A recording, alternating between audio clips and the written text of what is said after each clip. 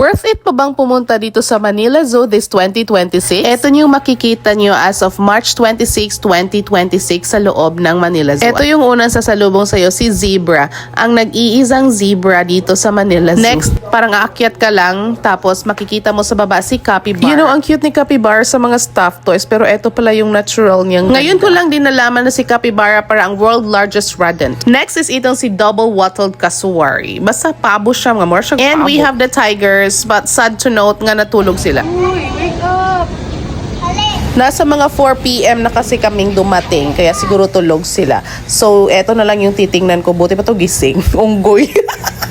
Gising na gising ang malaking unggoy. Eto pa ang African lion. O yan, o diba? Gising na gising.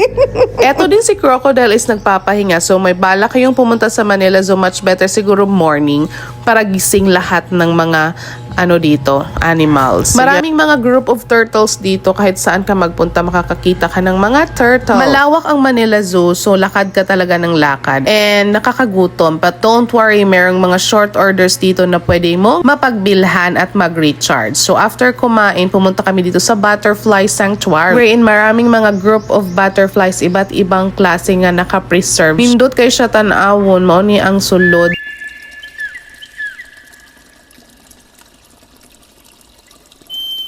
So here na part, makita ka dari og mga butterflies sa ilang butterfly garden.